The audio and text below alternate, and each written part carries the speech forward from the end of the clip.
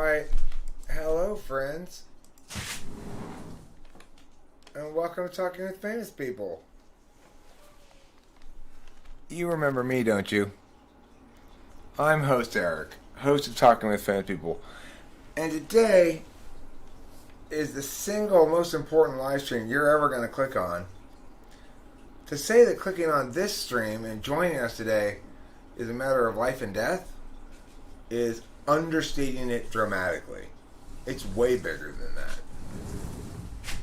It's a matter of the universe being fine or just everything going to shit forever. Don't be party to the problem by not attending this stream. If you're already here, that guy, little F guy, and Kevin Chin, okay, well, you're safe. You help bring us together and keep the world together. So it's really, really important that you alert everybody, because I do need the entire population of the world here at this stream. The only way we are going to save the world is if we get every single person in the world to join this stream and each give me $1. It's the only way it's going to work. Without that dollar from every single person, it has to be from every single one, too. Oh, it's a leaf again. A leaf, right. A leaf. It's a letter in the Arabic language. Anyway, but really, genuinely, honestly, I mean, no shitting you. I was kind of playing around there for a second, but this really is, forget the dollar, this really is the most important stream in the history of mankind. Because this is a stream where I reveal to you the one grand truth that will change yours and everyone else's life forever.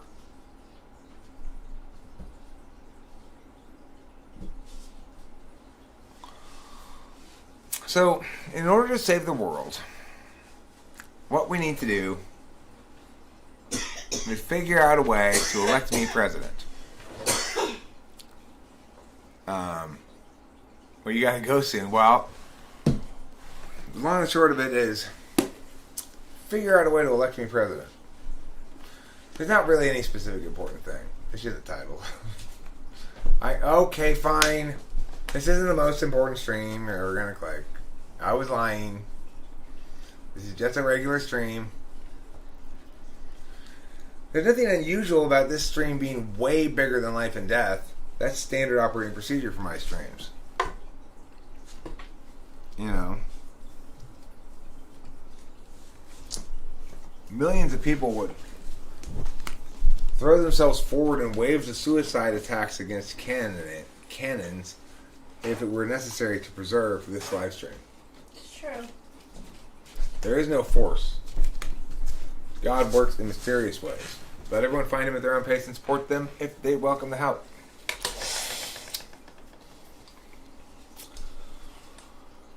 God works in mysterious ways, but I don't. That's why I'm forcing you at gunpoint to agree with me. A lot of people have suggested that.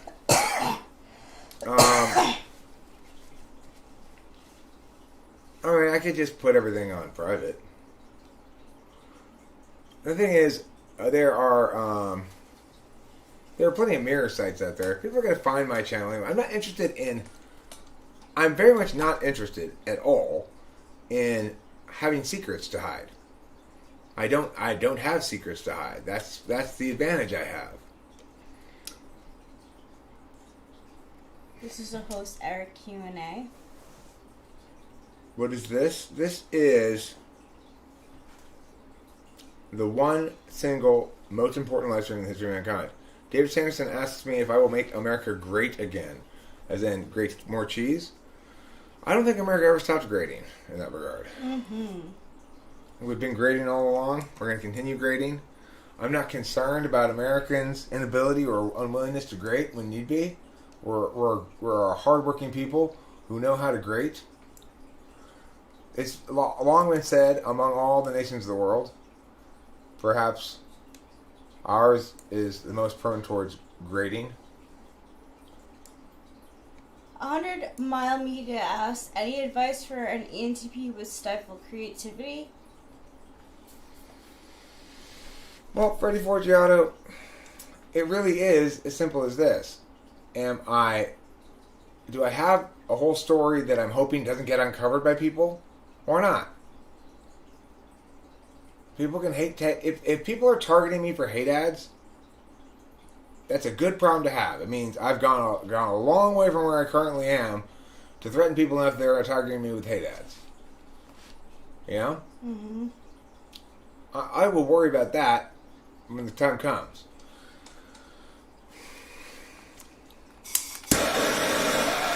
Any advice for an ENTP with stifled creativity?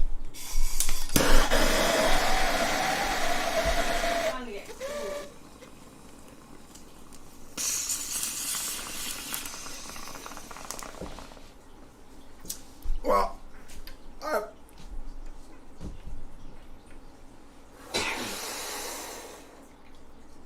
a couple different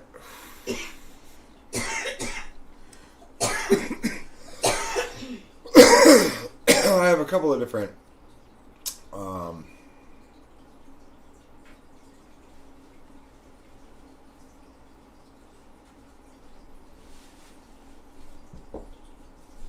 I don't remember what I was going to say. I lost my train of thoughts. The thing is this.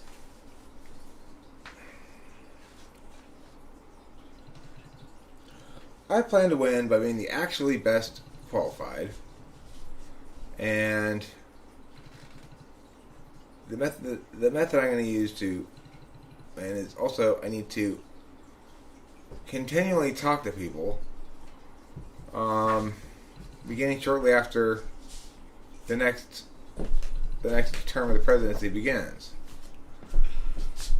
And I understand. I also have little faith in the discerning ears of the voting population, but I have faith in my own ability to communicate effectively with people who even are adversarial to me. That's true. That is true, David Sanderson.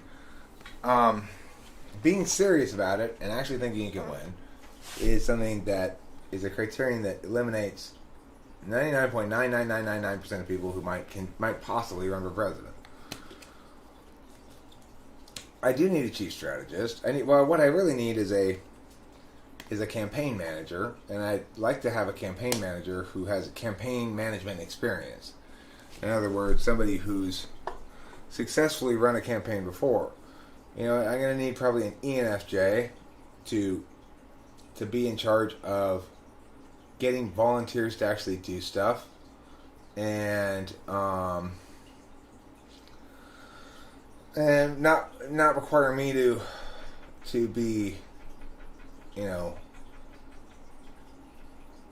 asking people to help, because that makes me feel uncomfortable. Not too much of that for me. Ideally, I have a person who can handle that shit for me, Obviously, there's a lot of stuff that goes on in campaigning that's not going to be pleasant. I'm going to have to make fundraising phone calls and stuff like that. And that's just life in the big city, But what I really need is somebody managing me and saying, okay, Eric, if you were serious about it, here's what we're going to do first, here's what we're going to do next. And then sort of just walk me through the steps, be ordinal with me about it in a way that I probably am not capable of myself, or tend to falter along the way, No, Cloud is VP. Cloud's not even American. I sound silly when talking TE stuff. Well, look, I know I have a couple of sort of TE approaches in mind that I may have even conceivably put into motion already, to some extent, if it hadn't been for COVID, which is, it is possible to schedule, chances to speak to voters about things on colleges and League of Women's Voters groups and stuff like that. I believe that if I talk to the people of the country and actually address them and deal with them directly, answer their questions, I can successfully explain to them why I'm the best choice. Why I may not be their ideal choice, but I'm still the best choice. And that the one thing they can rely upon me to do when I become president is to not favor any side, including theirs. They know they're not going to get the short shift of things either. The biggest problem we've had is, for a long time, is this partisan kind of, I'll debate whomever. If you want to set it up, I'll debate them. But we need an actual resolution, okay?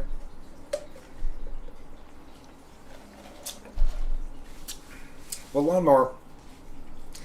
Running a campaign means managing volunteers, means setting up chances for me to speak to groups.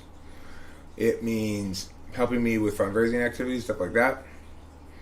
Telling me who to call if they set up a fundraising call with some potential donor and have the timing, they hand me a phone at the right time and I talk to the person, things like that. So, Lamar, it's incorrect to conflate manager with handler. The manager is there to get me to have opportunity to be heard, basically. And you're assuming that the handler is going to tell me what to say as a consequence. That's not the case at all. Remember, anybody who would presume to control me or in that fashion or direct my political positions, I mean, have you encountered anybody yet in all the time you've seen me ever been bamboozled by somebody else's wrongness? Who's going to do this to me? Some ENFJ? You got to be fucking kidding me. You're bad and you can't help it? Well,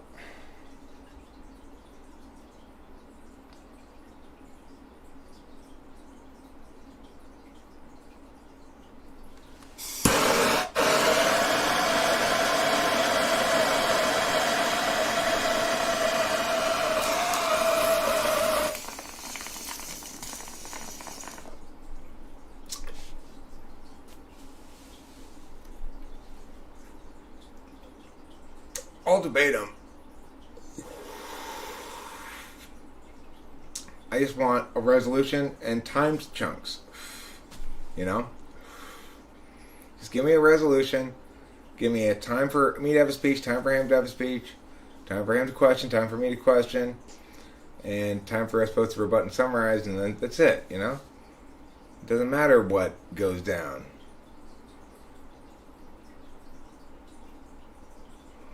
Here's the thing, I'm not going to be negatively influenced by people regardless of their intention.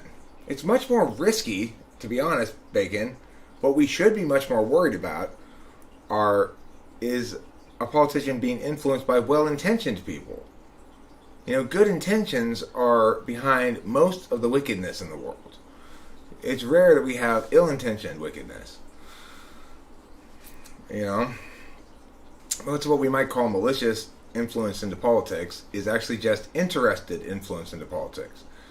No corporation is interested in ruining democracy. They're interested in whatever particular bill helps their business.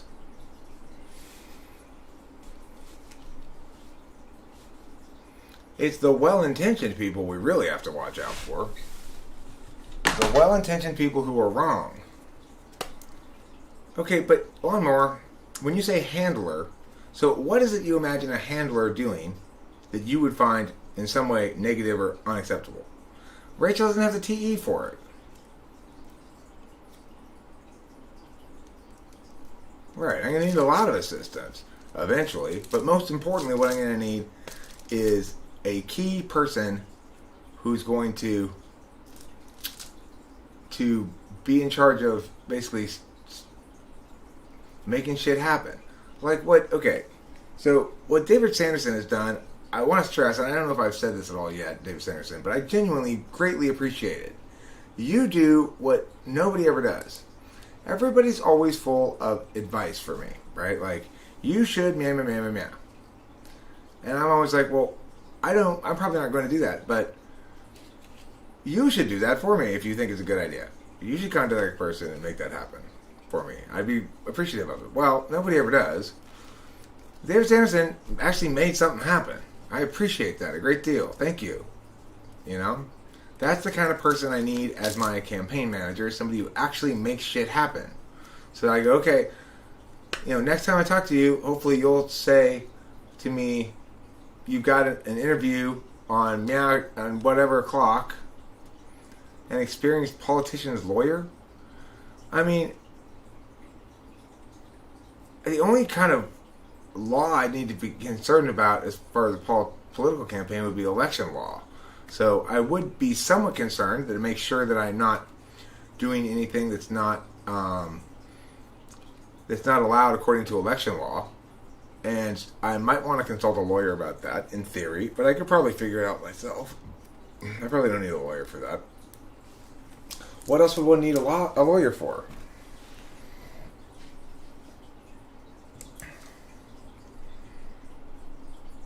I mean, I wouldn't have a lawyer, no. I would maybe consult a lawyer about, like I said, I want to make sure I dot all my I's and cross all my T's as far as Federal Election Commission is concerned. Because, if you're running for a political office and there's some technicality that your opponents can get you on, they will try to get you on it, obviously. So I want to make sure I'm obeying the letter and spirit of federal election law. And I don't know it very well. But, I mean, I'm sure it's not that difficult to just read up on it and be fine. But,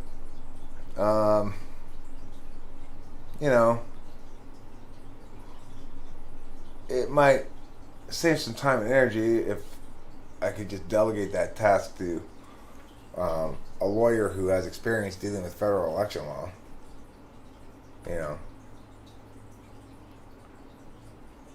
So, like, what is it that you're worried is going to happen to me, Lawnmower?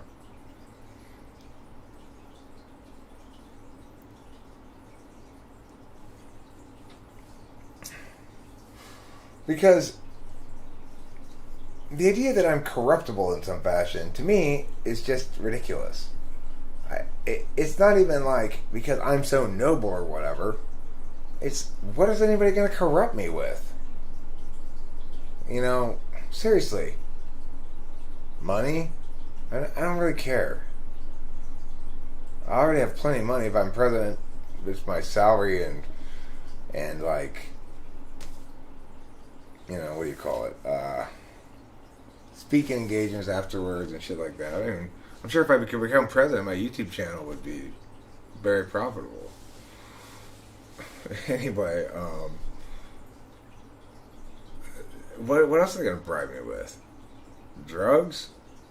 I mean, I do like drugs, but I could get drugs without this person getting me drugs.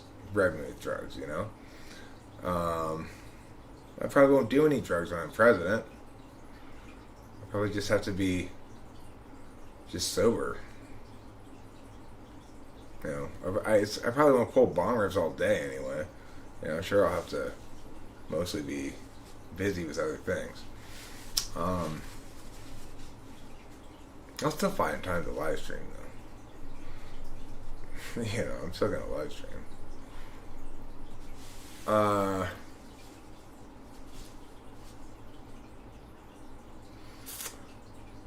So, what else might they corrupt me with? Sexy women or something? I don't need them to get me sexy women. I already have Rachel.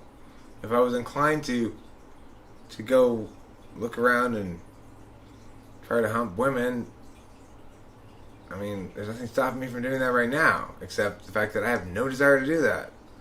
I'm perfectly happy with my one woman. I don't want to.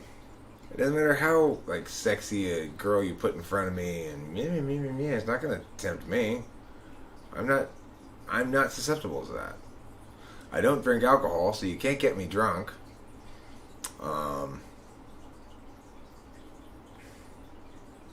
Like, how are you going to corrupt me?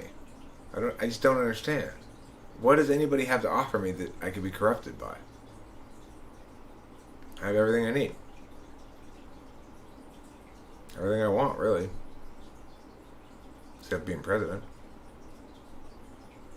And a super famous music guy.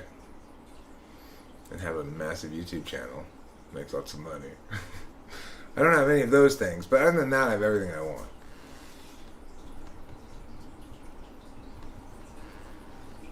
Doing loads. Rachel's doing loads and loads of coke inside. No, not really. She's not doing loads of coke. Eric, you're joking now. You're telling jokes that aren't appropriate. You shouldn't tell jokes. Everybody knows that.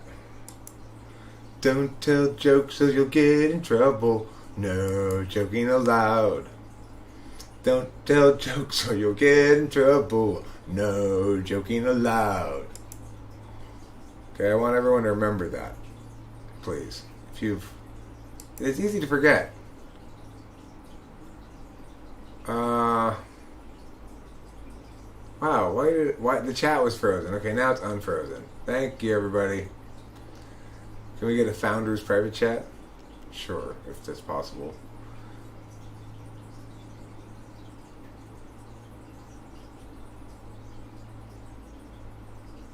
Let me see where we're at. Wow, I lost a lot of time there.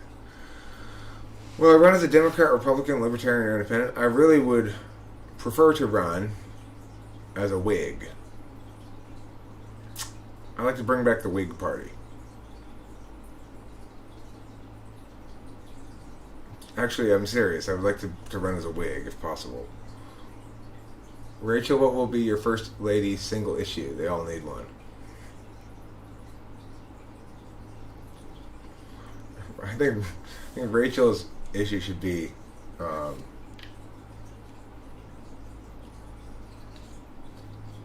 increased correctness about media. A lot of people think this is good. It's actually a piece of crap. Learning to tell why is an important part of life.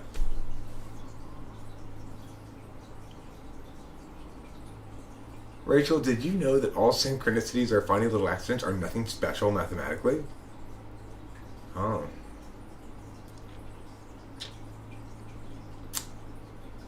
Cloud.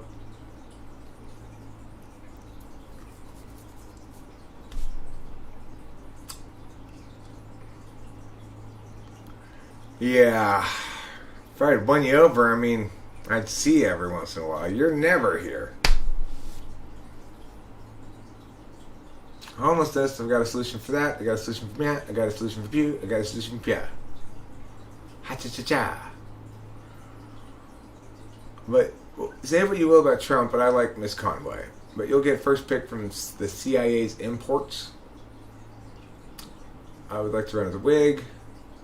Can I still rip some bong rips? Yes, of course, darling. Of course we can still rip bong rips. Tell him. Tell him that his chat is frozen. Okay, I understand now that it is. Or had been. Eric's father had military service, a PhD, and is respectful. So is Delilah, and his mother was a remarkable role model. Host Eric is and should be proud of his family. It's true. I am and should be proud of my family. Do you think not being corrupted as easy as not taking drugs, money, or ruining nature? So how are they going to corrupt me, Cloud? You tell me how they're going to corrupt me.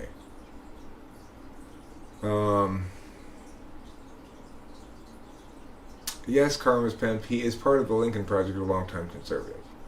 Who is part of the Lincoln Project? Kellyanne's husband? That seems a lot of extra work to create a party, but we can do it. Rachel Leffelis, when you and I go shopping, we go wig shopping. Not that kind of wigs with an H in it, you guys. WHIG. I'm more scared of them framing you for K1D. Oh. Well, I'm more scared. They're not gonna. There's nothing to frame me for. I haven't done anything. I mean, look, you can frame someone. It means the fact that you haven't done anything means you. That's what it means to be framed, right? But I don't have a lot of even questionable shit. It's like, and I'm so open and transparent about everything. It's going to be very challenging for anybody to slander or blackmail me or whatever. I immediately talk about everything out in front of everybody, right? So, somebody says, "Hey, man," I'm immediately going to repeat it on the live stream. So they'll frame you for mentally. That guilty as charged. Well, I'm not mentally abusing him, but busting his chizops, that's for sure. Freddie's lying out his ass. What did Freddie say you said? Did Freddie say that you said that Freddie said that I said something? Oh. Oh, I see. That part. That's true. You never said that. No, he didn't say you said that. Hold on. Lawnmower. Freddie didn't say you said that. Freddie was presenting his interpretation of what you meant. Okay? Why do I avoid your statements? I already explained, you dumbass, you have family. So, that explains what again? Not being corrupt? Okay, so you're not talking about being corrupted then. You're talking about being extorted by threats to the well-being of my loved ones. You're talking about my loved ones being held hostage or something. Right? That's not corruption. I would be victimized in that instance. And, of course, I would go public about it immediately. The same way I would about everything. Then what happens? Then what do they do? You know? Will you be imprisoned if the Whig Party comes back? No, you're fine. Yeah, I don't think C.S. Joseph cares enough about Eric to feel mentally abused. I agree. Lauren McGinley, hello. Welcome from Scotland. Welcome to you in Scotland from Los Angeles, I should say. A little hostile, my man. I was inferring. Maybe I was wrong. Hold your horses. Just gather them up. Hold them in your hand. Put them in your back pocket. Then do a handstand. Hold your horses. Hold your horses. Scottish crew came back again. Indeed. It's Lauren and her friend Lorna Nicole. Representing the Highlanders. Like a couple of Scotty dogs in kilts. It's like saying Eric feels abused by C.S. Joseph. No, C.S. Joseph hasn't actually said anything nearly as abusive as I have about C.S. Joseph. That's the truth of the matter. But, of course, I don't deserve the kind of abuse that I have had to heap on him for his avoidance of accountability regarding his own either wicked or negligent fountain of misinformation that he calls a mouth.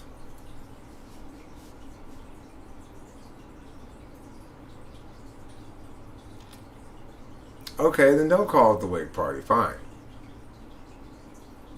Call it the Wahig Party. We'll pronounce it differently. Or the Wahigs. Or just call me the correctist party, you know? C.S. Joseph doesn't think he deserves abuse either. What makes you different, Eric? I'm right. He's wrong. He doesn't deserve abuse. He needs to be accountable for his misinformation. It's different. I have invited him for a conversation on multiple occasions, but not happened. Yes, but I can substantiate why I'm right and am interested in discussing the matter with him, whereas he runs in terror and makes no sense. Everyone thinks they're right, and the thing is about it is this. Being right is one of those things that requires a great deal of skill and effort. It's not something that just happens, being right. It's the result of the right process. And almost nobody I've encountered has gotten the process down yet. I have. There's a couple other people who have. But, I would say Evelyn understands. Horse Mumbler, they understand how how to be right, but most people don't. The vast majority of people do not know how to be right. So, of course, they're intermittently right. That's not what matters. In some sense, it doesn't really matter if you're right or wrong right now. It matters if you've taken the right approach to being right or wrong. In which case, then it doesn't matter if you're right or wrong. You just want to play with someone? I just want to play with you. Let's go outside and we can throw my shoe. Then we'll go back and you can do that too. Oh yeah, I ate your grass. I ate your grass. It's a song called I Age Regress. See, this is how I normalize Kyra's weirdness. If you want it to be like, in my opinion, what's really the most disrespectful thing to Kyra's weirdness is to be all like serious about it and like, oh, don't joke about that or whatever. The most respectful thing you can do is just acknowledge that yes, we have a person here who periodically acts like a little kid. And personally, I think that makes this place extra cool. Weird as fuck. Hence, what I said makes it extra cool.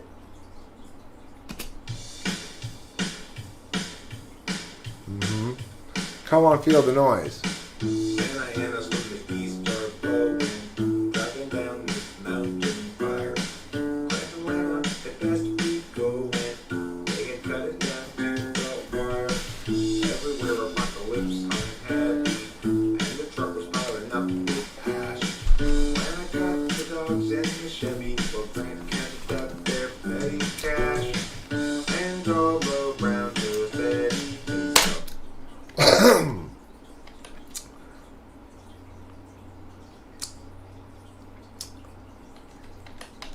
So what you're going to see here is something incredibly, incredibly important. Look, I know Email Anthrax. I get it. Who might not be okay? I have... Thanks, Freddie Forgiato.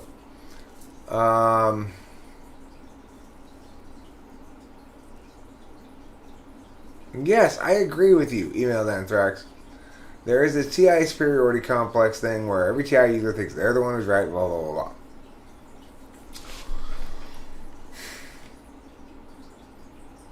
What can I tell you? It took me a long time to transcend from that group of people. And maybe every TI user thinks they have, but the problem is they haven't. You have to look. I'm partway through, as I'm partway through lots of things. A thing called Milk Lab, which attempts to mechanize argumentation by vectors, warrants, and a bunch of other things. It's an extremely deep and well-informed and nuanced approach to taxonomy argumentation, because what you have to do is figure out what an argument is doing without knowing. In other words, you want to try to render it into something like validity, where you don't need to know the exact contents of the thing. You can figure out what an argument is doing on the flow based on the form of the argument. So it's like I've approached this matter. There's nobody else that has this TI bias that also has the both sort of work experience, competition experience, and work product and in-depth analysis of the matter that I have. Does it make a difference? Fuck yeah, it does. It makes a huge difference. I'm not right all the time. I've never said I'm right all the time. In fact, I'm always saying I am wrong plenty.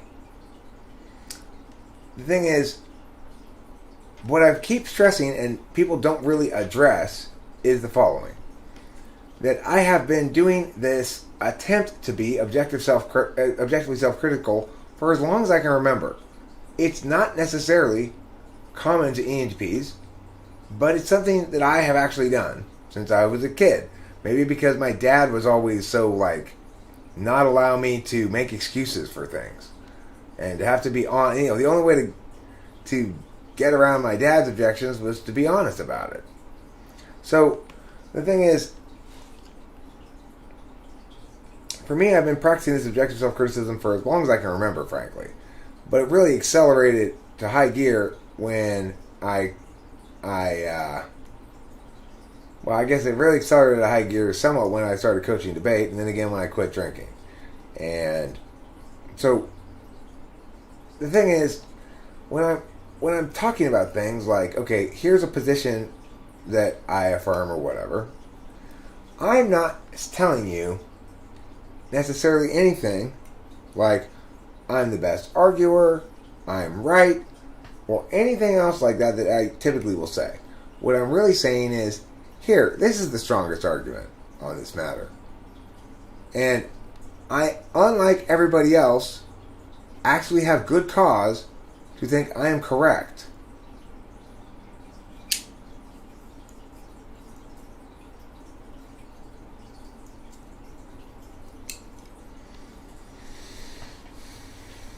If you set your credibility above objective opinion, you're failing to stay within the grounds of humility. I mean, I agree that there's a FE price to be paid for expressing this. Note what I'm not expressing. I am not saying at any point that I'm never wrong, that you can't prove me wrong, that that there won't be somebody who is more right than me about certain things. What I'm saying is,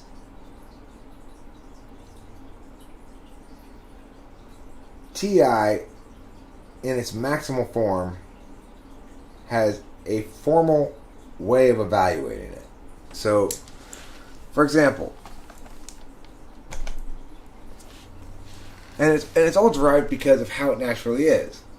So, for example, it's possible for a person to lose under their own framework and win the round. If it's possible for both parties to lose under their own framework, one of them's going to win the round.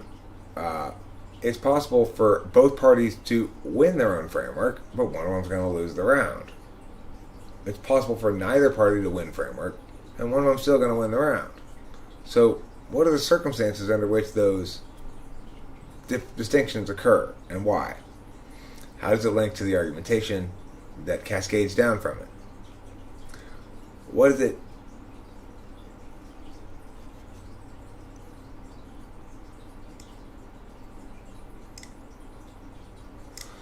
Well, okay, email anthrax, I recognize that as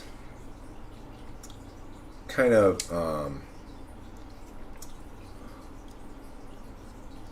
a flaw that proves the system. It's true that the more correct I get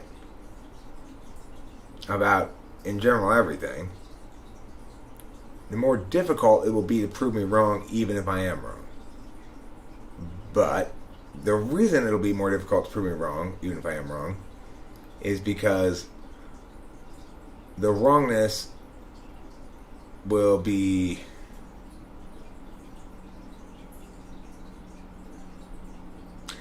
email anthrax is saying that there's not necessarily a good thing to be so stout in my defensibility, because rightness doesn't correlate with defensibility at a 1-to-1 correlation, and as a consequence,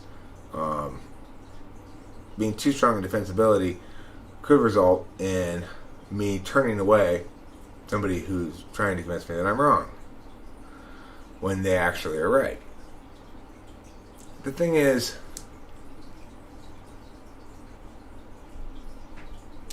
no, email anthrax. It is not my responsibility to do any of their work. I'm not asking them to do any of mine. Thanks, Dad. These are really good, and I'm going to go down and see if they have any more. Nicots? Cool. No, they're really, really tasty. So All if they do, I'll buy you another box. All right, thank you, Dad. Sure. They got me a present.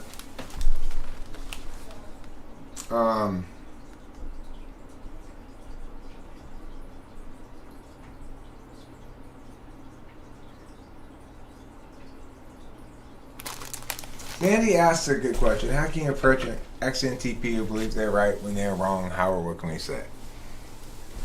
I mean, the first thing I'd say is,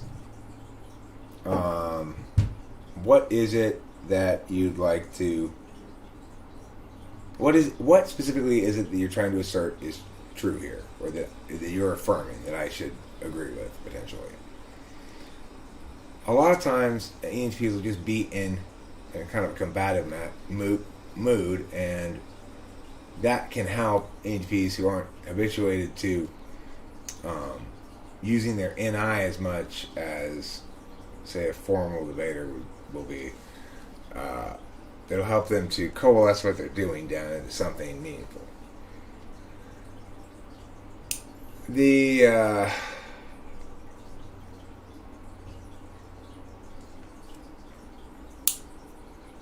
thing is, when people try to talk to me about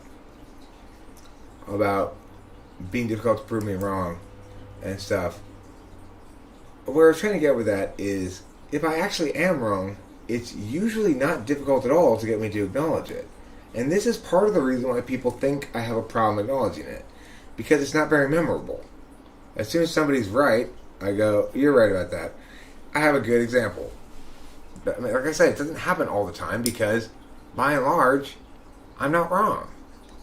I mean, at some point you have to acknowledge that that this process produces increasing rightness. This process of accepting always when you are wrong. For example, the ISTP the other night, Gen X Centennial, I said something about Hillary Clinton breaking the law with her stealing the primaries. And he corrected me and said, the DNC is a private organization. And I was like, oh shit, he's right. I said, you're right, my bad. I stand corrected. Actually, I've been saying that for years now, for having forgotten at some point that, of course, the parties and the party primaries are not an election in the same sense that a presidential election is an election. In other words, they're run by the parties who have control over them. I had forgotten that. So it took me how long to acknowledge that he was right when he corrected me? 2 seconds? 1 second? Not long. I immediately said, you're right about that. I was wrong, and I've been wrong for quite a while, and I've been saying that. So thank you for correcting me. I won't make that mistake again. And that's the thing that people aren't acknowledging here, is that that's why I'm so rarely wrong, is because when I am, I make sure I don't make that mistake again. Right? If I've been doing that, I'm now 50 years old. I've been a debater since high school. I've been a debate coach since my 30s. And I've been parsing out the logic of both argumentation, cognitive functions and stuff, and doing some serious thinking and ideating about it since I started this YouTube channel like 7 years ago. So there's good reason why you're not going to get me to be wrong very often. Because I take the right approach to being wrong, which is I embrace it when I am, because as a learning opportunity and a way to avoid that wrongness again in the future. And because I'm actually an experienced specifically in adversarial argumentation, so I know how to detach from the arguments and actually evaluate them on their merits as a competitor. I'm actually a debate coach whose job it is to evaluate the effectiveness of arguments as they work against each other. And I've actually thought very deeply and done a lot of ideational work and had to start over again and again on the cognitive functions. So in other words, I tried to figure out a good model for cognitive functions. The one that I currently have that explains cognitive functions correctly is my third model. So dialectic evolution, if I'm so stubborn, why didn't I stick to the first two? I've already acknowledged that I shouldn't have yelled, that I would like to do a better job in the future. Unlike you, dialectic evolution, who has not acknowledged anything. So I made a lot of good points to you. I've rebutted all of your points decisively, except where you're right, which I acknowledged. You're right, I could do a better job of handling even frustrating street debaters who have no idea what they're doing. Yes, I could do a much better job, and I want to do a much better job. In fact, I'm looking forward to my next time up to bat, where I hope to behave in a way that is less, that is more above reproach. Now, dialectic evolution, what have you learned from me? That's what I've learned from you. I actually knew it already. I'm learning now that that people who are determined to defeat me or cut me down in some way will hammer anything, no matter how much how much I say to the contrary. So you share with us now dialectic, because you're evolving dialectically, right? You got this name that you do not deserve at all. You bear no resemblance to it. If you really are dialectically evolving, then why don't you now iterate the multiple instances where you made points that I successfully rebutted, which you just ignored and proceeded on to make your next point. When you're playing your endless game of yeah, but. So why don't you now tell us, dialectic evolution, what you've learned from this conversation? What you agree with for me? What I agree with for me was that you're right, I shouldn't yell, and that. But of course, I've said so many things you didn't address. Well, this is why we need a timing thing. Then you presented it as though this was your instruction to me or something. So, what have you learned? The silence is deafening.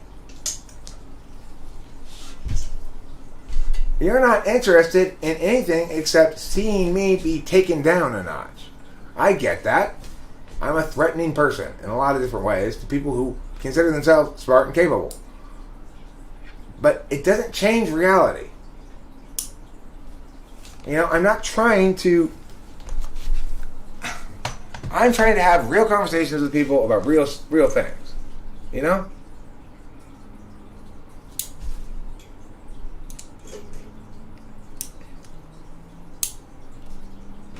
I think my lustful thoughts have gotten too extreme. Lustful thoughts. Well, it looks like someone's brought their knapsack full of lustful thoughts today. Do I have a microphone? Yeah.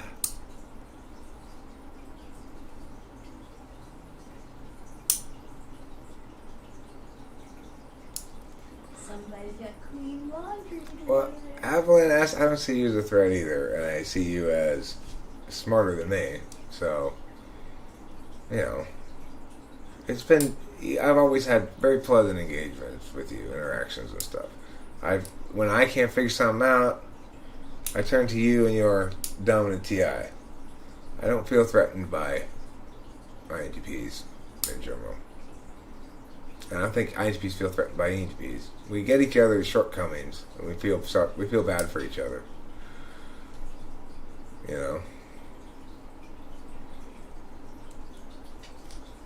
And INFJs and I don't typically have butt heads too much, although occasionally we will if I'm being too effy, rough and tumble.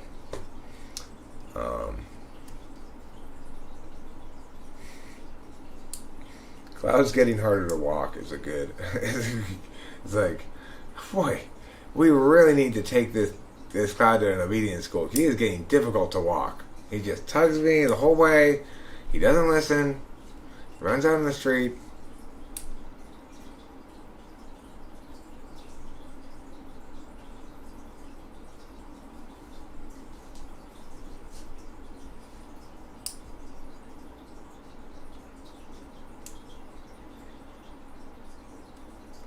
Who doesn't want to go out with you? Or who do you not want to go out with? Lawnmower.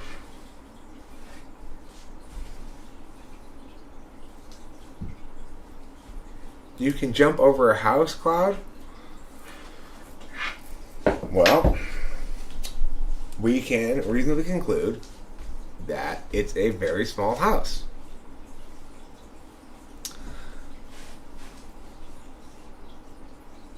Prisoners of flesh, bow down to your wisdom and power. Cloud, will you stop taunting me for my flesh prison ship? my flesh incarceration? God. As if I have, it's like I have a hard enough time just ignoring it and pretending it's not there. I have been locked in this flesh since birth. At first it was way too small. I was like super cramped in there, but finally it got bigger. Finally.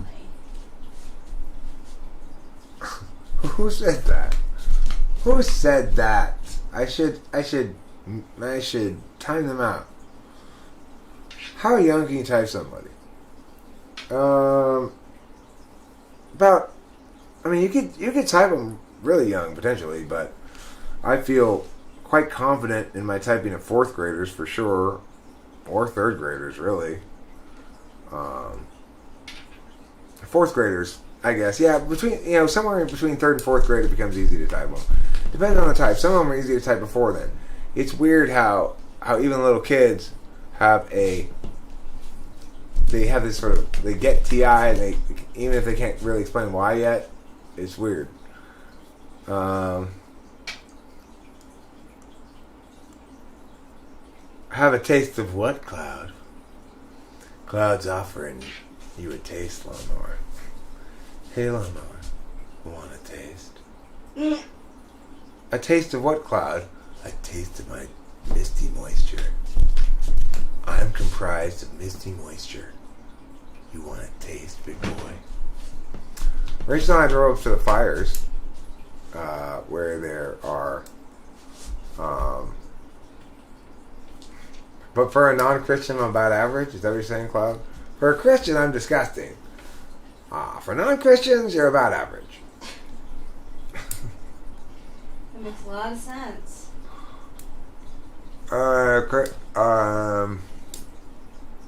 Cloud, just because I'm talking about a cloud made of misty water vapor, asking somebody if they want a taste, big boy, that's not disgusting. Who wouldn't want to take a bite of a delicious cloud?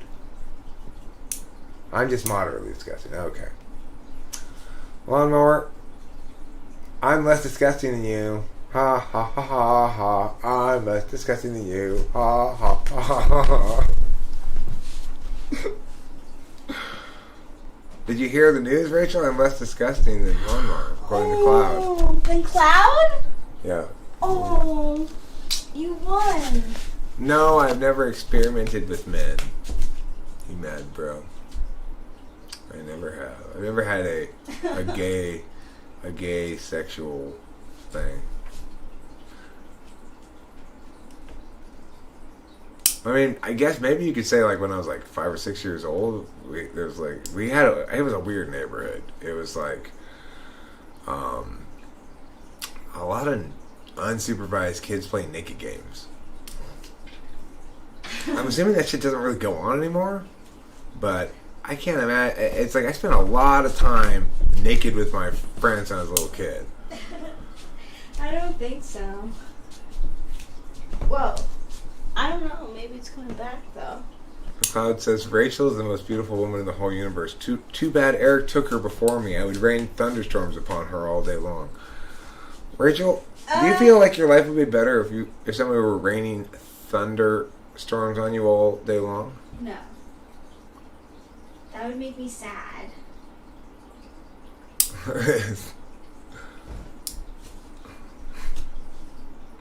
Well, I mean, sure, I smoke pole. I mean, I'm not a bigot or anything.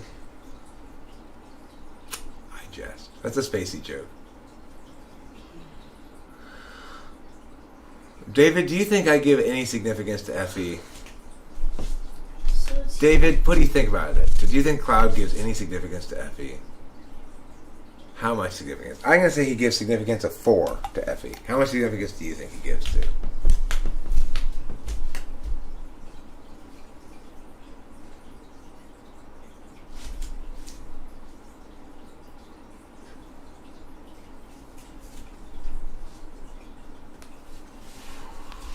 Cloud, look. Without you, there'd be no rain. To grow the grass, the mower would lawn. The lawn would mower. Without the lawnmower, there'd be no reason for a cloud to grow the grass. Yeah. Together, you comprise all that we need in life. I thought ESFPs were bisexual.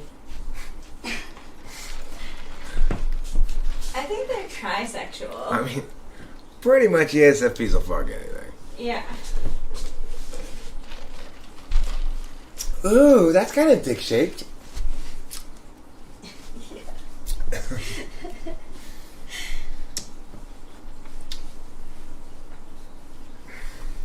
What are these? Oh, my dad got those for us. Oh. Sandwich cookies, peanut butter? Rachel, will you take a turn in from the camera by standing up and stretch my legs? Yeah. A little bit? For sure.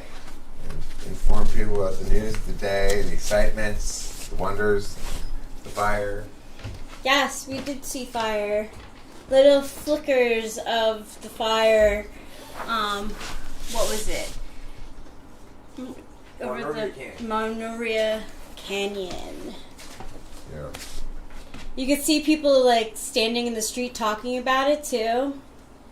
Like it looked like neighbors were like getting together to talk about the fires. And we weren't the only ones that drove up there either. No, we weren't.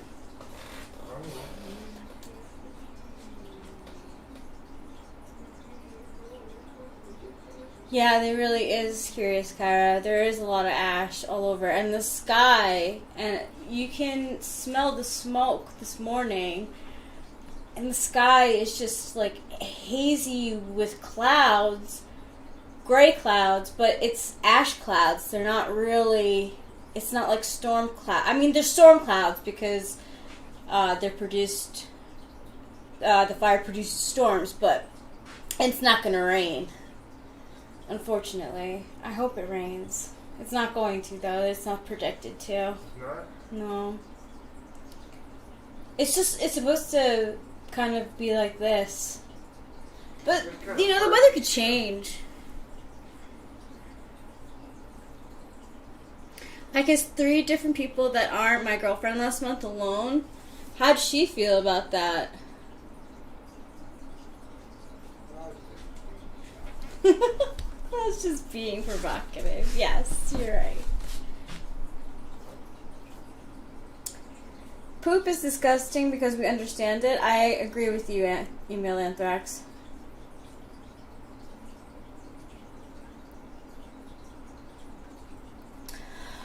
Yeah, I don't know where the paintings are. When Eric gets back, we'll show you guys. So I want to be honest. The painting was a gift. We got 2. My sister sent it to me through the mail, and one of them was a gift from my grandma and grandpa when I was like 2, and it has a picture of Mickey Mouse on it, Alice in Wonderland because she's one of my favorites, and the goose who laid the golden egg, and the rest of it is a field of grass and flowers. Because my grandma really liked, I think she took up painting. My dad says she was always painting, but I think she took it up when she was older. And she used a lot of Bob Ross's style for painting. And when I got it as a gift, I kind of thought it was strange because it is a little strange. It's not your average... It's not your average painting. It looks like it started out, I think my grandma was practicing like art and then like mushed this stuff together, so. Rachel, do you know if Hambone is doing alright? Bonnie Lake and some of the surrounding area was evacuated due to a fire nearby. Oliver Linehan, no, I don't actually. I hope so though. Thank you for letting us know. There's fires, there's fires everywhere. It's crazy. Okay, so this is the first one. My grandma was a big fan of not only Bob Ross, but the artists who like to paint still objects like fruit mostly and flowers. I forget his name. He's an impressionist painter. I don't remember, but so yeah. So we got this one. It says Terry. Right there. That's what she used. Thank you. Yeah, she was very talented. She really enjoyed painting. She always used oil paints too, which I took oil paintings at one point, and I found it to be painty. It was too. As a 7, like I like speedy things. Like I'm pretty impulsive. So you have to wait for oil paintings to dry. But here is the painting that I was talking about that I got when I was 2 years old. Oh no, you can't see most of it because that looks so that looks dark and deep. But I promise you, it's green.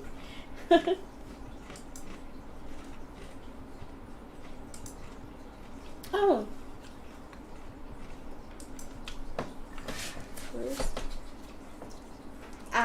Yeah. Weird, huh?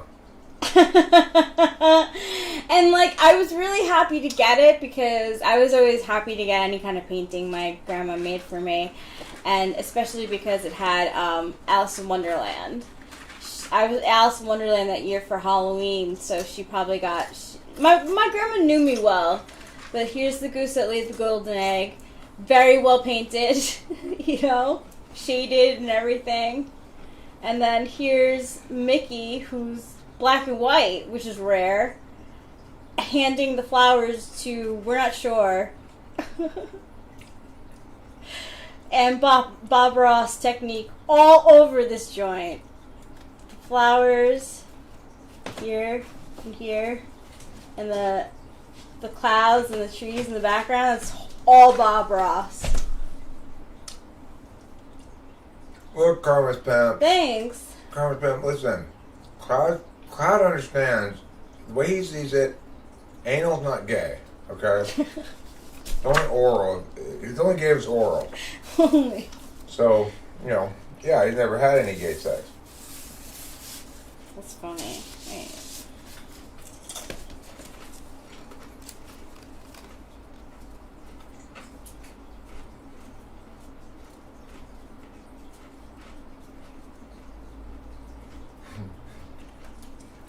And the inscription on the back's great too, but I really like that weird childhood icon picture. It's great.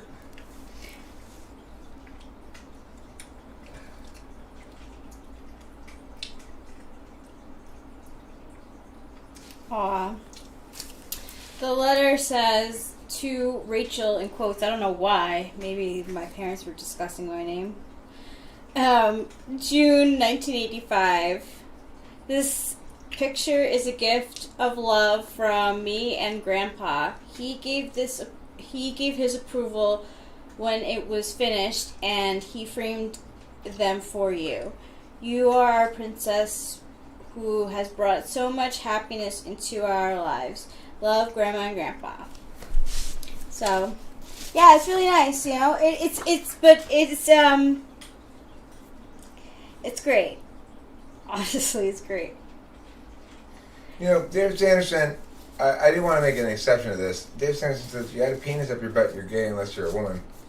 There is an exception. If you could be an anthropologist who's participating in the admittance ritual for the buttfuck tribe of New Guinea, who famously insist on sodomizing everybody who comes to study them. Oh my gosh. So if you're a really dedicated anthropologist, perhaps that could happen. That really could happen. Thanks, Sandy. Also, yeah, it's very odd. I grew up with my grandpa La Pelosa and grandma La Pelosa with a lot of love. So, yeah. You want to eat some of that? Yeah, I do. Put the lid back on when you're done with it. Sure. You want to switch places? No. I'm gonna make a pot of coffee. I could pull cards if you'd like. Yeah, pull some cards. Alright.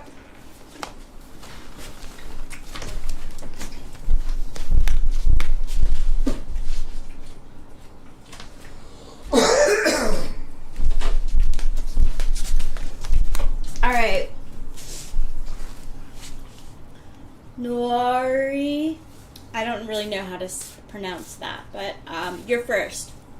I'm just going to pull one card today. This is your card for today, Noir. Using the Rock and Roll deck by this woman named Vicky. But it's rock and roll. Rock and roll. You got the Emperor. This is the Major Arcana, number 4. Authority, Patriarch, Seasoned, Clout, Virtuoso. You're like sowing your oats, you know? Enjoying kind of being you and not like taking crap from anyone. It's like, my way today. I'm the Emperor. You listen to me. It's a good energy to be in. Stable, you know?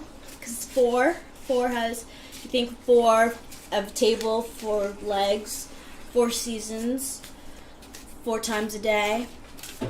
So you're probably stable in... Rachel, I have a request, a card request. Yeah? Can you pull for me what I call a priorities pull? 3 Okay. card pull. The first card is going to say what I shouldn't prioritize. The second, what I am prioritizing. And the third, what I should prioritize.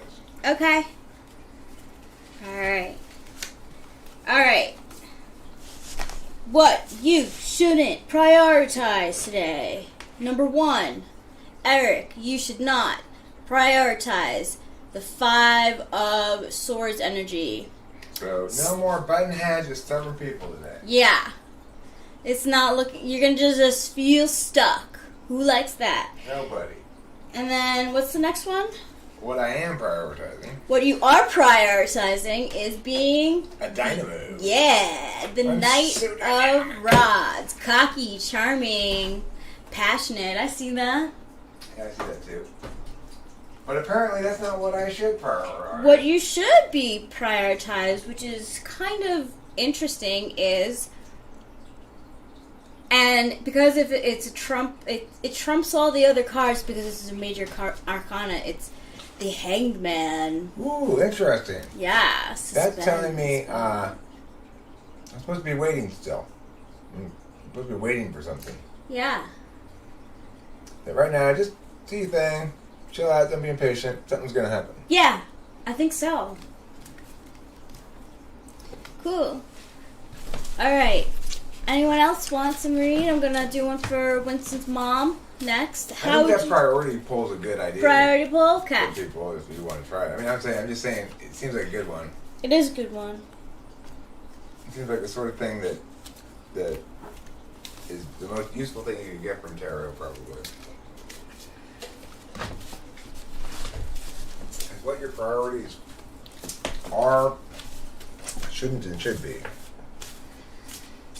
Okay, what your priorities are. This is for Winston's mom. What your priorities aren't, Karma's pants. shouldn't be, and the I'm way that giving it you should one be right now. spent.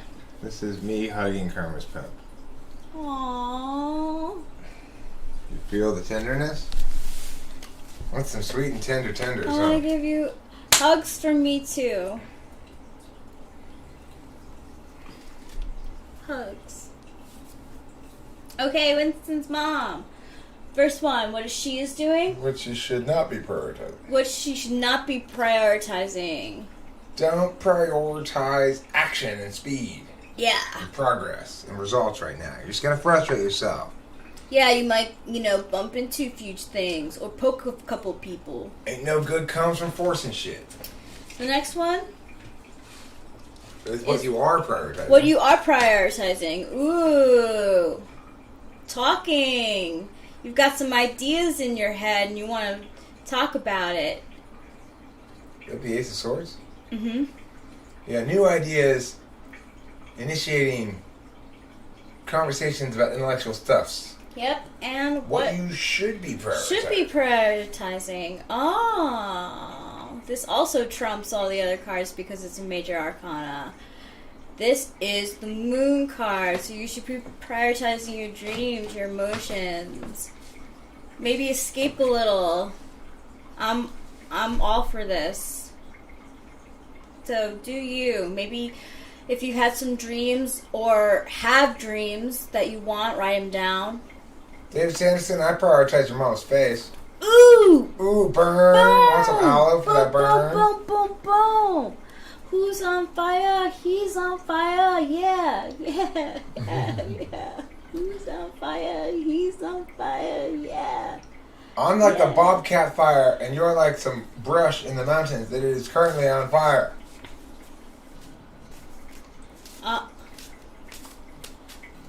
Yeah, so, Winston's mom, I'd say, like, with the, you can use them if you'd like to do more reads for people. I gotta get the laundry. Okay, sure.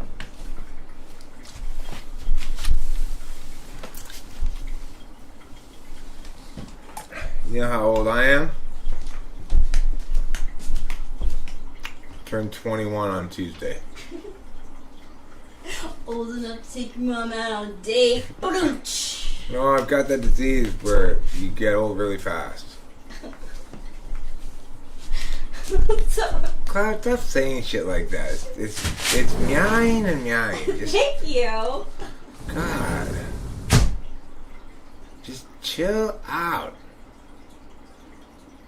You don't always have to, you could say a few calm things like, oh, I'm glad to hear you had a pleasant dinner. And just like normal shit occasionally.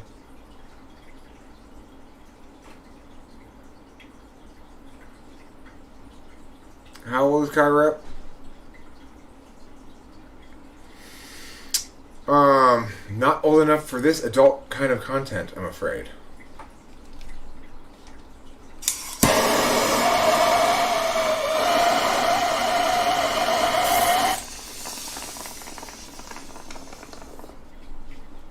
And nobody is.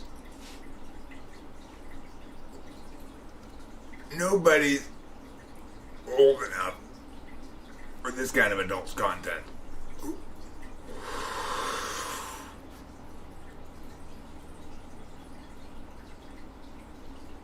Sorry, my wife came home, or girlfriend, or whatever she is. Same difference. Wife, girlfriend, whatever. Rachel's my life partner. Life partner, person who's a partner in my life. Or my wife. I call her my wife, Wife's easy enough. Is my wife, Miadi Mia. I could say, this is my life partner, Miadi Mia. Replace Miadi Mia with Rachel, of course. Oh shit, what date is it? We're coming up on our anniversary soon. Well, Cloud, remember, you got a lot of life ahead of you, so don't do anything stupid. It's the best advice I have to anybody who's young. You got a lot of life ahead of you. Don't underestimate the power of your older self, and don't do anything stupid. Give your older self some credit.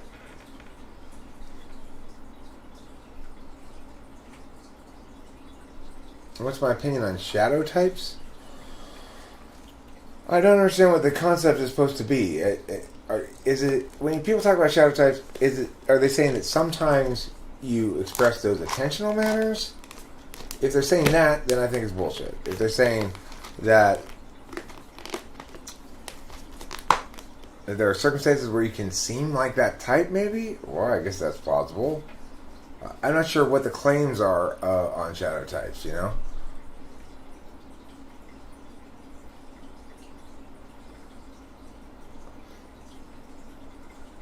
Email Anthrax.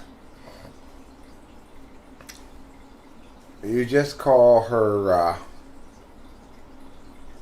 Well, I mean, I know girls generally like to be called a cum dumpster, but maybe everyone's a little more sensitive than that. Well, you're saying, what's my opinion on shadow types? What's the position of shadow types? Like, what does it mean to say, if you're talking about shadow type, what are you saying? Are you saying a shadow type is something you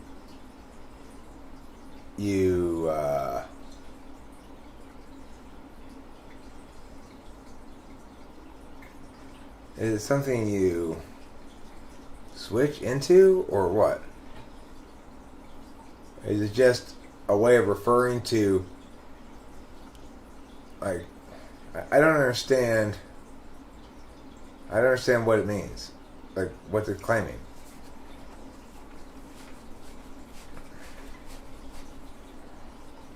Mrs. Emailed Anthrax. That's a good name, too. That would work fine. Or,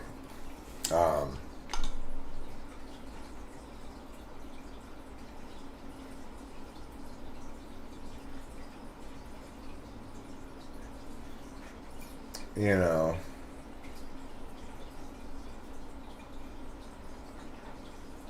pedestal jewel. Pedestal jewel. Yeah, we're coming up on our first anniversary, which I say,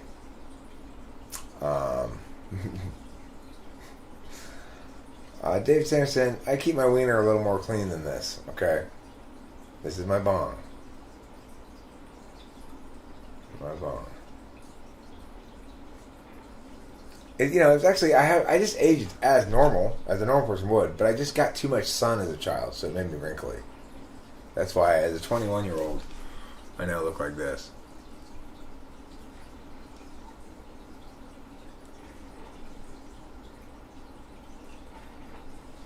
Pretty wrinkly. Pretty wrinkly. So,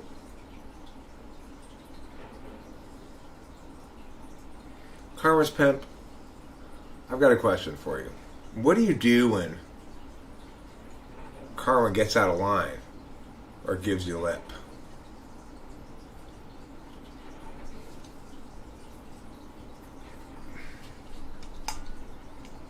I'd rather just call her INFP. She hasn't earned the other name yet. I think he's specifically referring to the name that I suggested.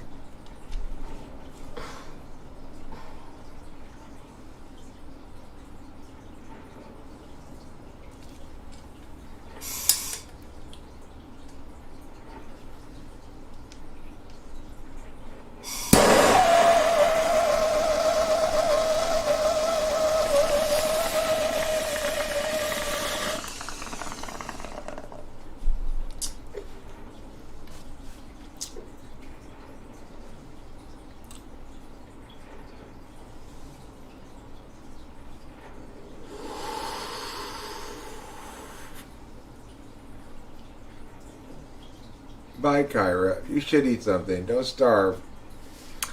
If you starve, then you'll be starved, and nobody likes being starved. Words of wisdom once again from host Eric, delighting the peoples of the world with their wise ways.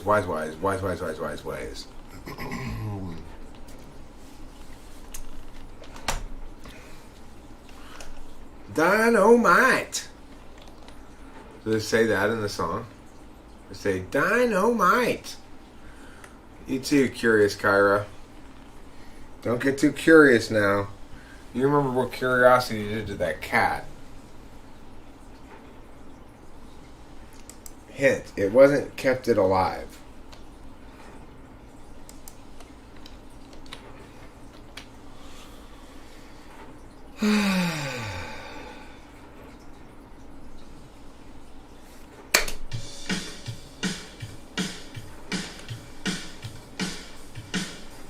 Santa Ana's from the east driving down this mountain fire.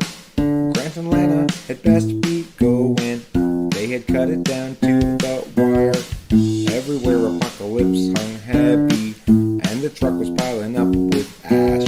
Lana got the dogs in the Chevy while Grant counted up their petty cash. And all around the steady face of civil life is mounting. A tipping point the human race has dug this hole we fell in. If times are ending, then time is bending. Flames rain down from the sky, while the dogs knock out with Grant exhausted. Lana stays awake to cry. 1:20 out, but it was Labor Day, and that means cooking meat outdoors. Guy got distracted, then fire got away. From Sugarloaf to Waterman, they curse his name. Fire chased them west and down the incline till they reached foothills below. Found a room cheap for the night online. At least now they had somewhere to go. Tomorrow they'd evaluate their options now that their life burned away. Lana's sister has a place in Laughlin, and all around the steady face of civil life is mounting. A tipping point the human race has dug this hole we fell in. If times are ending, then time is bending. Flames rain down from the sky, while the dogs knock out with Grant exhausted. Lana stays awake to cry. Dogs knock out with Grant exhausted. Lana stays awake to cry. Oh, wonderful, oh, wonderful. So I just started working on that. All I did was just pluck the notes as a kind of a guide track, and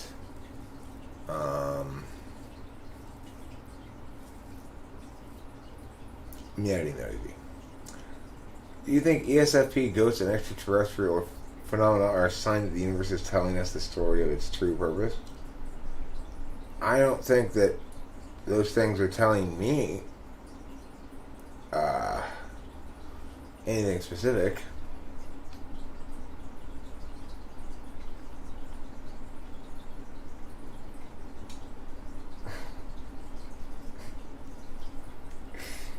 Get your twist. God. Well, everybody stop. Everybody's sort of like, hey, look.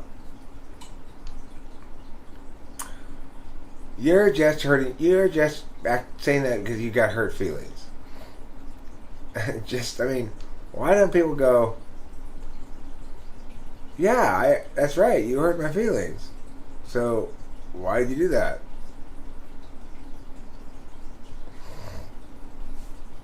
I don't know. Karma Spam, I got to second this motion at the moment. It's like, ay, will you two stop slap fighting all the time?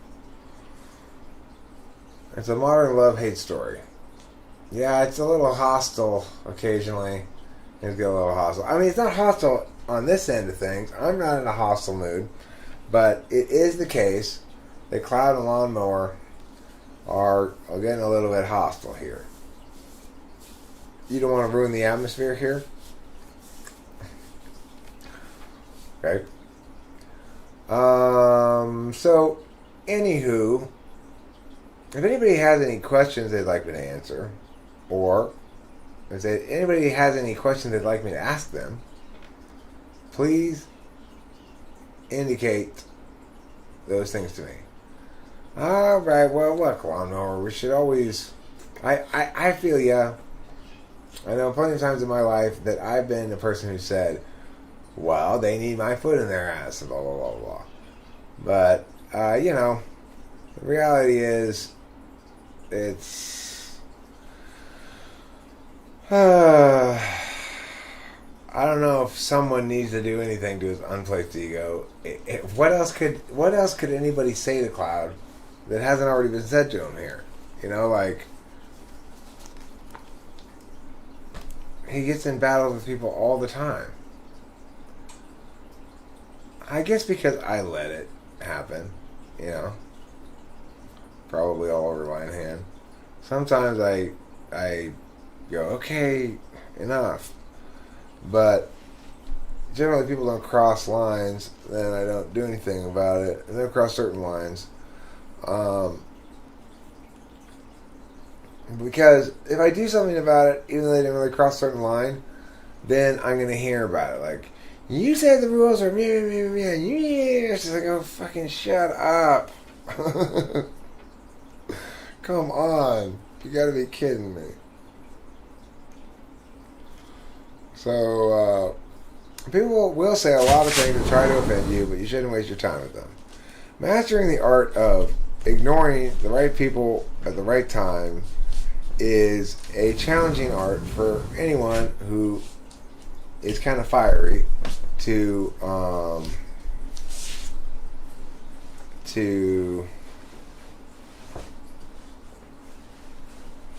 restrain themselves about. Yes, Cloud, I love you. Mm-hmm. What do you think if somebody fails more than one of your polar tests? Well, I mean, I would say the only two that I could be definitively convinced that they failed, because it's, you know, I could be definitively convinced they failed TI, or I could be definitively convinced they failed SI. It would be harder to convince me they definitively failed NE, because I've already walked away from the reliability of that as a polar test. It's like, it just it seems to test pretty definitively polar about 80% of the time, but there's some variance in there, and it's not as reliable as I'd hoped. I recently have decided that the TI polar test is not as reliable as I'd hoped. That in fact there are people who have developed the skills, like this ENFJ former competition debater that I typed the other day, who's got TI that's better than fourth slot, and whom I typed as INFJ on the basis of that, but have instead had to come out on the other end and say, actually, it makes me have to reevaluate my perceptions of this test. It's not as reliable as I have been treating it, and the reason is because the workarounds to figuring out TI shit are more powerful than I'd given them credit for. Basically, is my take on it. But you can still determine plenty of things with the TI test. It's just not as 100% as I would have liked it to be.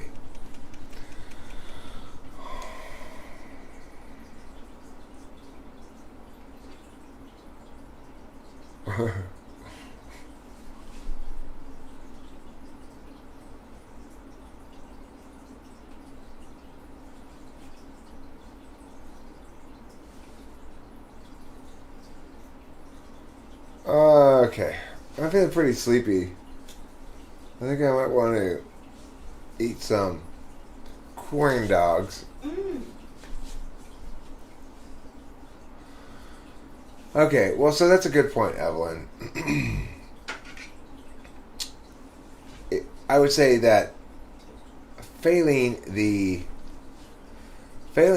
certain tests, failing the TI test in a certain way is definitely determinant. Like, if somebody fails it consistently by indicating that they don't get the concept at all.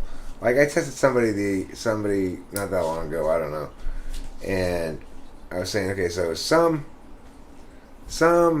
squirrels eat nuts. Some things that eat nuts are trees. We conclude that some squirrels are necessarily trees, and he's like, well, trees don't eat nuts. Okay, that's like not. And they do that kind of thing a few times. Like, well, I mean, you couldn't really say for sure. I mean, maybe that one does, maybe it doesn't. You don't really know.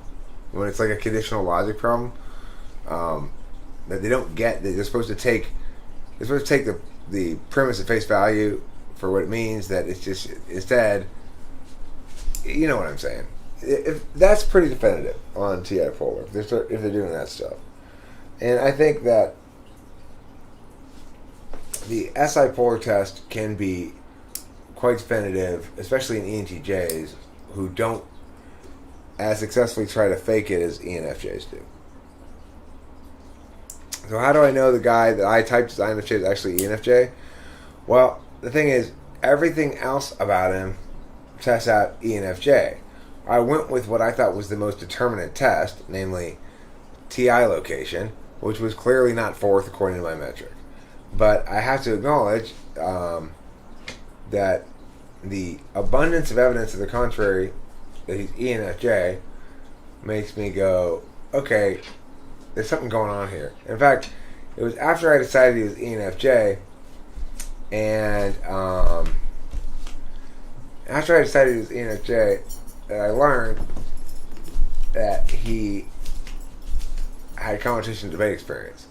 So I'm not using that as special pleading to justify typing it as ENFJ, but I do note we do note it after the fact. So that does provide me some course of discovery as to exactly what it is about the TI test. Like, is it because people can learn it from practice, like an INFJ or ENFJ practicing TI a lot? That would be the case probably. That since it's front stack, he's gotten good at using it on command. And in fact, fourth slot, it's like I can use my SI on command just fine. It's just I don't tend to want to use it very often. But that doesn't mean, if asked to prove that I can take a bath and clean myself, I'd have no more problem than an SI user. Asked to recall my morning in detail, I have no more problem than an SI dom. So you can imagine how it's conceivable that a fourth slot person. Okay, well, I mean, in theory, if they genuinely failed both, then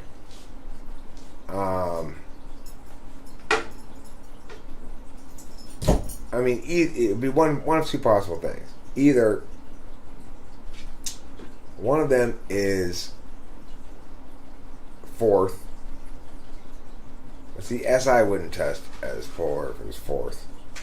TI might test as polar if it was fourth. If they appear to have failed both have gotten tested positive for SI polar and TI polar, I would suggest they're more likely SI polar. And probably ENFJ, who's got very weak fourth slot TI.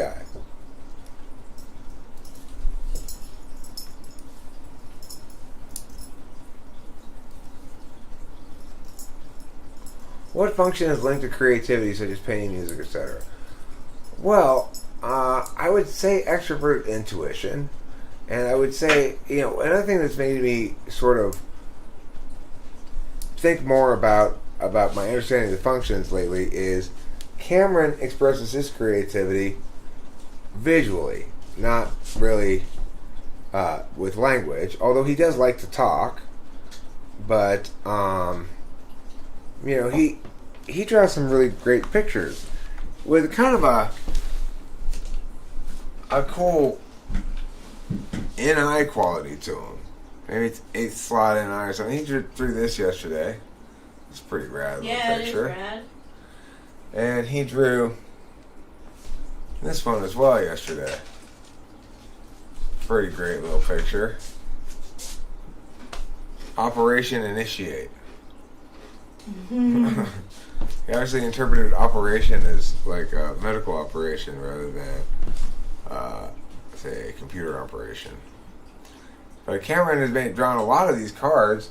We've got them gathered together under somewhere, and the thing about that is, we really should forget the ones that we've drawn. We should just put together a deck that's all the cards that Cameron has drawn, and get it printed, and be able to make it available for sale, and then of course Cameron will get the proceeds, the profits from it, Sure. or at least most of them, or whatever, because he did the works. But We could make some sort of arrangement. If we make the product and sell it, we'll figure out the cut.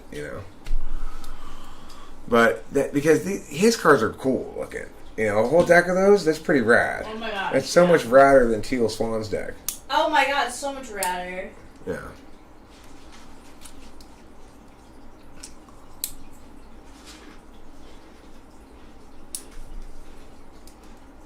Okay, Cloud and Lawnmower. Do I have to put you guys on timeout? I will stop this car. Turn right around and go home. Cloud. I said stop it. You stop hitting Lawnmower. This is it. This is the most important live stream in the history of all time importance and streaming. Lawnmower. Both of you two. Knock it off.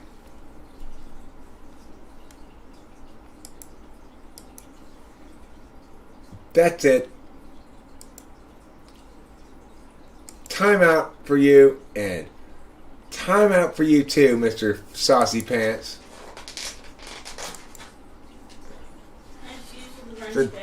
A double time out. It's called a time out. Why? Because everyone's annoyed with your non-stop bickering in the back seat. No, he's touching me first. Then you both go to the principal's office, don't you know that? Yeah, Karma's pimp just that was Karma's pimp who did that in spirit. So anyway, do I think that ISTP and ISFP could be good together in a relationship? It would be like ESTP and ENTP. Yeah, they laugh for a while. They get along fine. They grow increasingly distant and then go, "We're cool breaking up, right?" Yeah. Yeah. It'd be like that. ISFP.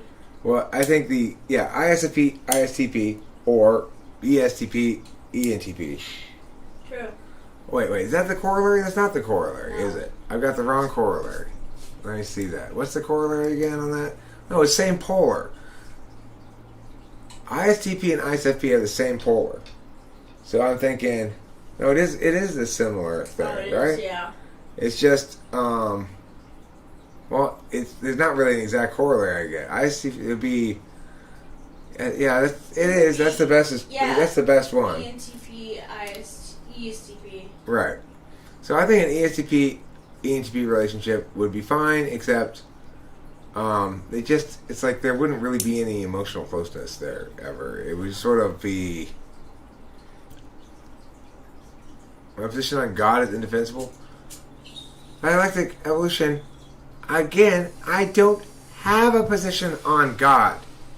That's what you keep insisting I have, is a position to argue about it. I don't have a position. You keep insisting I must have one. I've told you this many times.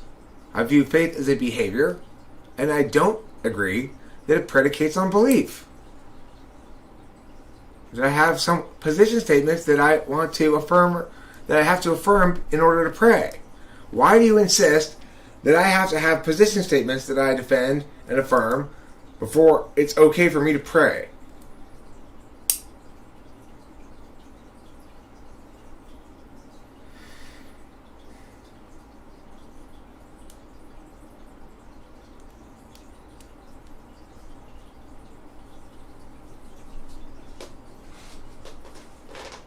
No, I'm saying you're making a category error, dialectic evolution. Of course, I don't have a logically sustainable justification for faith. That would be contradictory premises. Faith is belief in the absence of evidence or in the face of contrary evidence. So, definitionally, if I had good logical reasons for it, it wouldn't be faith. Do you understand that? Also, I explained to you why I pray. Did you ignore that? Again, I point out to you, why don't you ask me, Eric, well, why do you pray? You say I won't give you any reasons. I've given you reasons. You don't like my reasons. Would you like to ask again? You didn't answer my question last time. You didn't learn anything, apparently. You know, you certainly are befouling that name you have with your failure to uphold its values. There's no doubt about that.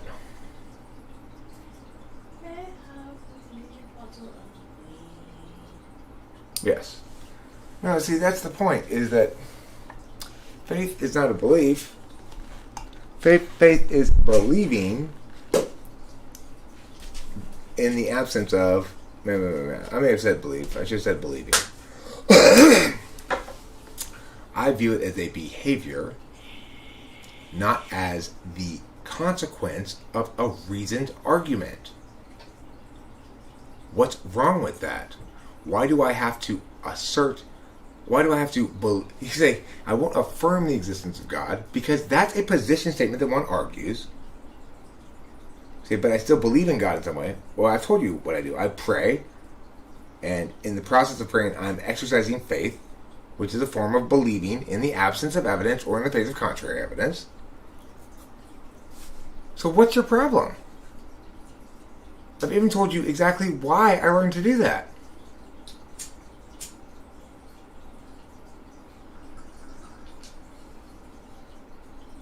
I mean, you're just frustrated because I can pray without incurring cognitive dissonance, because I don't affirm position statements I can't defend about the matter. So there's nothing to negate. That's not a problem. That's my superior frame of reference.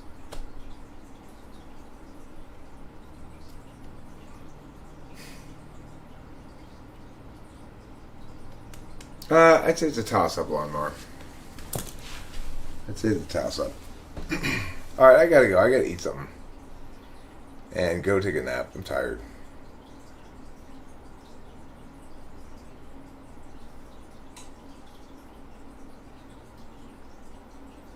No, I've given you my justification, dialectic evolution. Do you remember what I told you it was? You just don't like that justification because it's not a logical reason. Do you remember the reason I told you? What started me praying? I told you the reason. You just don't like it. Do you remember? Were you not paying attention?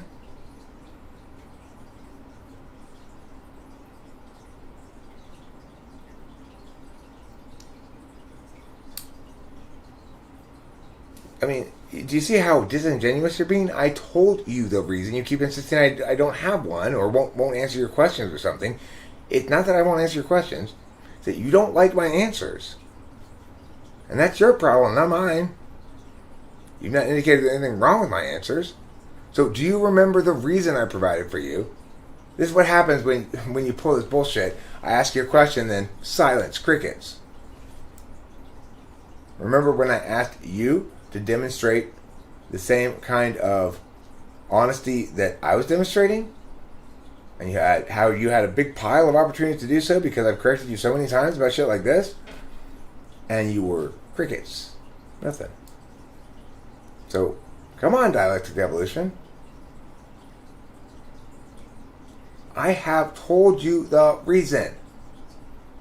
Do you remember what reason I gave you? I'm asking you a question. Yes or no? Do you remember?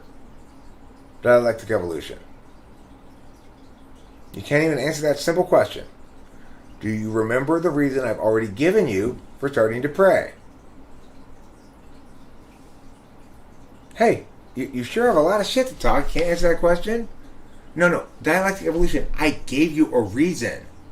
Do you remember the reason I gave you?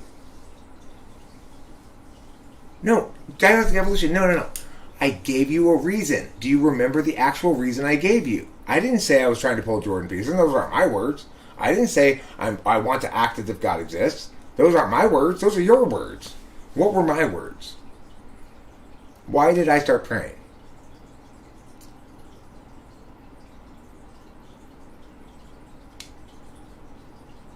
So you don't care at all about reality. You just want to find some way to shit on me, right? I mean, I said exactly what my reason was. Do you remember? No, what was the reason, though? Do you remember? I told you. Why are you avoiding it? No, I did answer the question. I told you exactly already. Do you remember what it was? I'm asking you that question. Do you remember what the reason is I told you? Not if you've got a properly structured metaframe, Tom Jones. So.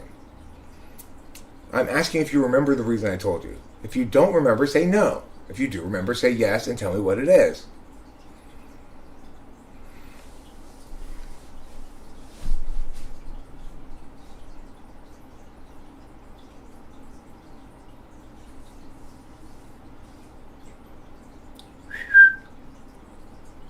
Do you remember what the reason is I gave you?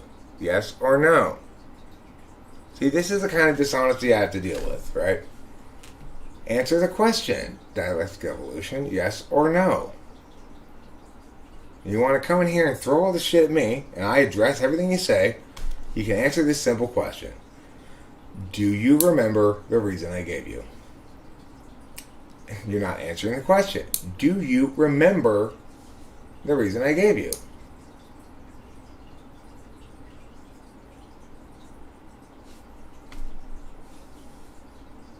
Yeah, I remember. I'll always remember this reason.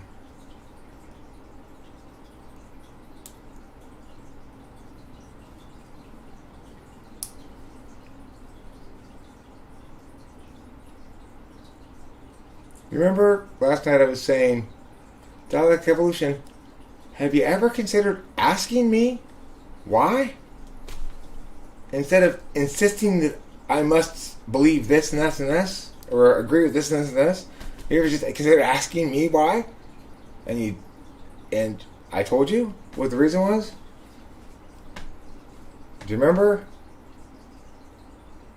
Yes or no? God. Talk about. I mean, if you can't answer this question, you will immediately lose all credibility going forward. It's like, I'm not even going to bother responding to you at all, no matter what you say, frankly. If you can't answer this simple question, do you remember what the reason is that I gave you?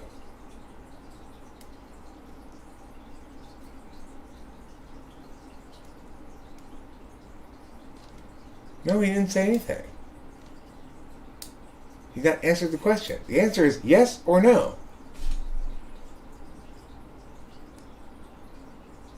Those are the two possible answers. There is no other possible answer.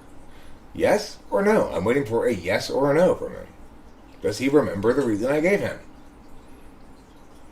Because it makes a big difference. If he does remember, then he's intentionally, dishonestly represented it as though I didn't give him a reason. If he genuinely doesn't remember, then I will remind him. But instead, he's just losing all of any possible claim to any credibility he could ever have if he can't answer this simple question.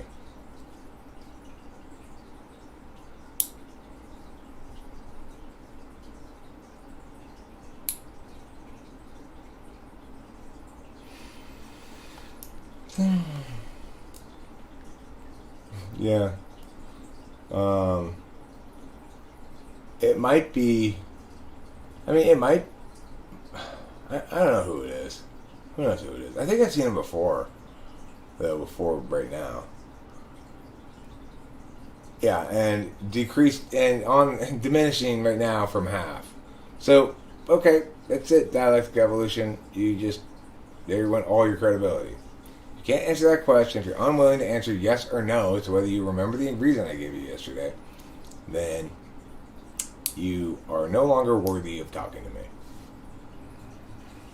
So, anyway, as I was saying, I gotta go eat, and I will see you all later. Don't be like homie there, if possible.